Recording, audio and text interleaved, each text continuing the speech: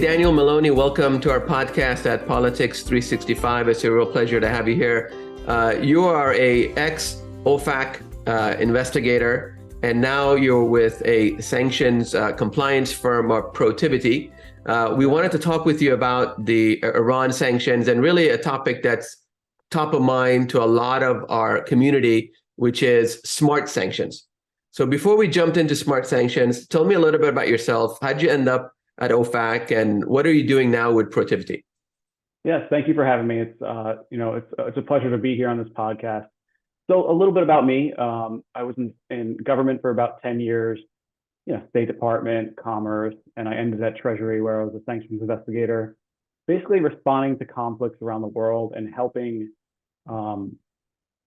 uphold human rights and democracy around the world. So I'd be the one, along with other OFAC and State Department colleagues, that we would respond to conflicts. When you see something on the news that hits, there's a coup or like a revolution, we're the ones that would run to the office, by the White House and try to form a solution and brief everyone and get everyone on the same page to find a smart sanction solution to help people, right, and change the regime's behavior. So that's what I was doing in government, and now I'm associate director at Protiviti in our financial crimes compliance practice, where I help banks and insurance firms and oil companies really understand sanctions these days and like navigate the sanctions world, and then if needed, like I can help them connect with the U.S. government and the G7 partners as well to figure out what the rules are and kind of help them explain the rules.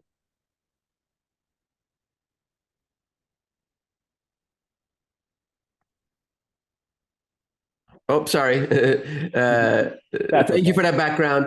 I think a lot of people are interested in sanctions because they feel that's the only foreign policy tool. But what I've been getting from the folks I talk to is that sometimes those sanctions aren't as smart as we would like them to be. They're not as surgically accurate that we would like them to be. So tell us a little bit about how can the world transition to smart sanctions and really affect change the way we want to see it. Yeah, so for smart sanctions, there's a few things we can do, right? You have to target the right people. Usually when a coup or revolution happens and there's, a human rights issue that sparks, mass protests and unfortunately innocent civilians get killed. I've seen probably a lot of these conflicts around the world. I'm not going to say which countries, but, a lot, Iran, Western Hemisphere, Africa. And the way you really make change is you have to figure out who is responsible for the human rights abuse. And that can go all the way up to the top of the government at hand. That could be the president, the vice president, senior advisors, their inner circle. And also, unfortunately, we see the military in the streets a lot, sometimes plain clothes or in uniform. So to kind of, have smart sanctions, it's important for people on the ground that are reporting on sanctions and on the human rights abuse and trying to get the U.S. government and the G7 partners to take action. It's best to document these human rights abuses. Right. So, as we've seen kind of in the news, a lot of innocent civilians are being targeted. I think the consensus within even the Iranian American community, when we talk about Iran, is that, the poor people, the workers are being impacted the most. I think that's really where we feel like we want to react and we want to have a accountable legal process with human rights abuses, at least from this country, the U.S. towards Iran. But, the sanctions just aren't getting us there, it seems like. So how do we avoid targeting civilians and hold the regime more directly accountable for the serious human rights abuses that we're seeing? Yes. So to stop the violence and human rights abuse, really you have to target the perpetrators of the violence and the regime members that are directing those regime officials or military officials to target the civilians. So go after, so the US government and the protesters really need to hone in on targeting and identifying who's responsible for the abuses, right? And then you have to document all that. We can talk about that next, but documenting human rights abuses is very detailed, and we can get into that, I think, in this chat here. Mm.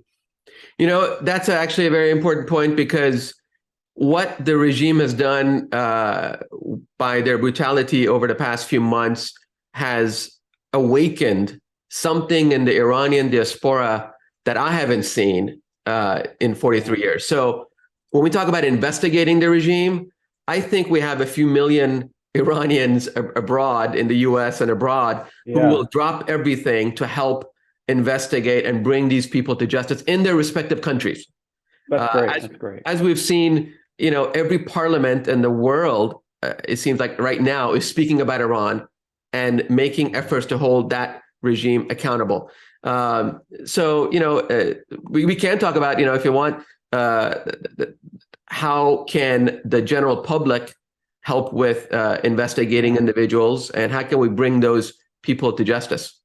Yeah, and you actually made an interesting point on Iran. So I've been in the government for 10 years, you know, even when I was at Commerce, the State Department, and Treasury. Iran, you know, the sanctions were like targeting a specific sector of what was going on, right? And if you read all the press releases from the State Department and Treasury, things are changing. The perspective is changing. It seems like the world wants to help, right? And there's an opportunity here. We've seen revolutions and change all over the world in the past couple of years. And this could be, you know, Iran could be another change for the better.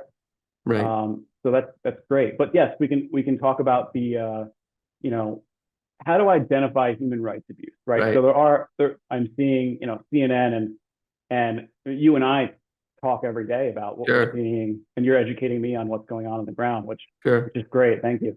But to identify human rights abuse, you really need to identify who is calling the shots, right? The regime officials, police officers, military officials, the guy that is in the corner of the building with a microphone or walkie-talkie in plain clothes. That's not normal, right? Who is he, right? Let's identify him. And it's also important to document the human rights abuse cases themselves, right? The victims. So if you have thousands of people or a couple hundred people or even one person that died, right? It's important to gather a couple witness statements, right? Go to the hospital, get the death certificate, make sure the government actually documents that you know, the person died from a shooting and when they died, right? Because proving a human rights abuse is difficult. The standard for proving, it's actually called a serious human rights abuse. To take a sanctions action, it's like a serious human rights abuse. You have to prove to a certain level that someone really was hurt and in a violent way, and that it was a human rights abuse case. So that's hard, right? So in my day at Treasury, I would scour journalist articles and video analysis and interviews from, you know, NGOs and things like that, and piece the puzzle together. Even on one person would take, I would say, 10 documents to really prove, you know, this person walked into the square protesting, right? And then they were shot. Then they went to the hospital. Then, unfortunately, passed away. And now the family is really mad. And it actually, one person can start a revolution, right? We've seen it. For example, in Central America, there was one kid that got shot by a sniper, and that really changed that country forever. I think there's actually a statue down there after him. So, you know, it's to wrap it up, document everything you can on the case of each individual and share that with NGOs. Like, Human Rights Watch. You can share that information with us, and we can try to pass it on to the U.S. government, G7 partners. Sure. And I think my best resource when I was figuring out human rights abuse would be the news, right? Like the New York Times does great work. The Century, C4ADS, are local to DC. Human Rights Watch does an annual report on things. And also the UN. The United Nations does a lot of work to track conflict. So we'll talk about the UN in a second, but I think that as difficult as the Iranian people have it in Iran, not only are they the subject of brutality and human rights abuses and torture and rape and all kinds of atrocities, unfortunately, we also have to ask them to document their victimization, which is really hard. Which is really hard. But at least as someone that obviously is very deeply connected to that community, I would, hope and pray that they find the strength and the resilience that they have demonstrated so clearly over the past 43 years and then the past 3 months to make an effort to do the best they can to document all of those abuses, get them to a point of authority. On that point of whether it's Human Rights Watch or the UN, I will say honestly, there's a lot of skepticism over what are they able to do. Even UNICEF is getting a lot of criticism from the community as to, look, there's 63 kids so far as of this minute. Maybe there's been hundreds more that just haven't been documented, killed by the regime one way or another, torture, in jail or in random shootings that the regime does in the streets. What can these international organizations legally do once they have every evidence in the book in front of them? What can they do? So when you have evidence of human rights abuse, there's human rights abuse documents all over the world right now, sitting in people's computers, sitting on people's desks, and they're looking at it like, what do I do with it? Right? So what we can help, you and I, and can help, and the U.S. government, and OFAC, Treasury, State Department, we can get those documents to the right people, right? So they can be reviewed and analyzed for action, right? So there's so much reporting, right? Like news articles, interviews, but you have to get it to the right people. And I think you and I know who to get it to. Right. And I think we're gonna. I'll stop in 1 second, but I think we're gonna help. We're gonna help people here, and maybe some fact sheets we can make to help the community. And maybe we'll have an email box, or somehow we need to gather the information and make change. Right. Thank you. And you aptly pointed out that this isn't just a conversational podcast. This is a advocacy platform to help the people of Iran and to hold the regime more accountable. I am many, many times blessed that I am joined with so many others around the world that are doing exactly this in whatever capacity they can. I see, single moms or young people online on social media, and everybody is doing and trying to do exactly what we just talked about. Hold the regime more accountable, be the voice of the Iranian people, and help them to the extent that we can. So I feel very honored to be part of with you and others, be part of a very global community, which I think we're simply trying to make the world a better place by freeing the people of Iran. And making sure the regime is held accountable, which is just, we've let them slip by for 43 years for far too long. So apart from, of course, contacting us and Human Rights Watch, any other NGO that the community can and should contact and reach out, any parting words about really next steps, anything else that you see in the future coming up for us? Yes, I think I do have a few points we've been talking about today. So another one there's a whole circle of people that deal with sanctions, smart sanctions, I'm going to call them. Right. Because sanctions are changing, they're improving. Like even the Treasury is analyzing the impact of sanctions, right? And they have been for years. So I think the people that are involved are, the White House, Right. the State Department, Commerce, and Department of Treasury is the one that mostly issues a lot of the sanctions orders, and NGOs, and one in particular that we talk about in our our little chat that we have every day Right. on Iran is the Atlantic Council, Right. right? So you could go to all those agencies and people in charge, and the spokesperson or the person of contact that you see on the news, and you could ask them to take an urgent call for action, right? Right. Right. And I think we're seeing so the press releases that I've reviewed recently from Treasury and the G7, they're changing the script on Iran, right? They're targeting people that are doing the human rights abuse, right? So the U.S. government is closely watching this revolution, and so is the G7, to hold people accountable and to hold the regime responsible. And I think if we all work together, the most impact that we can have is to do joint actions at once. So, the U.S. government can do an action, and so can the G7, and so can Canada, all at once. And that person that pulled the trigger on an innocent civilian is going to be shunned and held accountable. Right. So there is a role to play, basically, what you're saying, not only by the Iranian diaspora and the individuals who can investigate, who can help with investigations, who can help the victim families gather facts, like you say, on our computers, on our however which way, social media, we can get it to NGOs. But more importantly, the government, the U.S. government, at least along with G7, they're analyzing their Iran policy.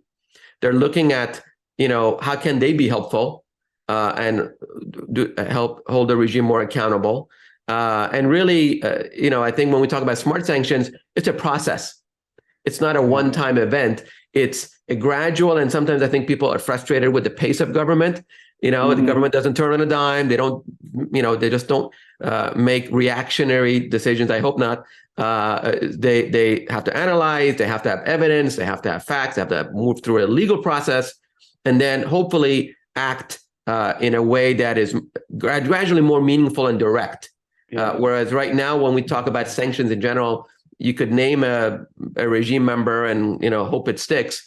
But what we're talking about here is the NGOs and the community at large have a role to play in contributing to the government's actions and moving towards smart sanctions, which is an ongoing conversation. We don't have to figure it out here today, but I think it's a very good move. Time, it may take some time. So it's all right.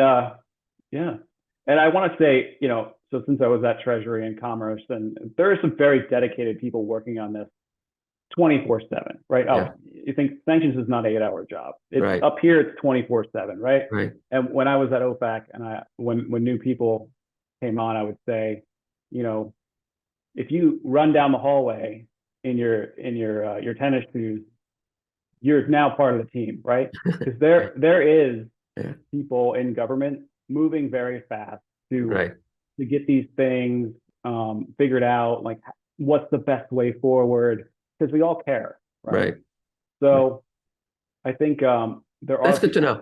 Yeah, that's good to know. And I think, thank you for clarifying. As an ex-public servant myself, a lot of people may not have a great impression of public servants. Oh, they got a cushy job. But there are passionate, dedicated people, especially dealing with such a life-altering, such an important mission.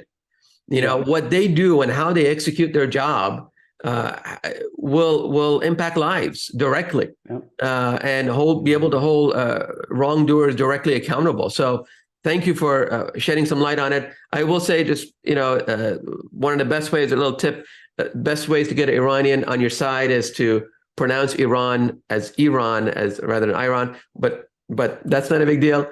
So you're gonna help me understand what's going on in the country, right? Right. So, thank every you. day I'm gonna learn. So that's right. Thank you so much. No, that's such an important conversation in general, just whether you're currently in government, and I know various departments of government, from the White House, members of Congress, administration, are reaching out to the community, and they're all trying to get smarter on Iran and the Iranian diaspora, and they're all asking, how can we be helpful? So this is a very important conversation that I hope obviously continues on a much larger scale with NGOs in Washington, D.C., across the world, and with the Iranian diaspora and with the administration, so it can lead to smart sanctions as soon as possible, however long it takes.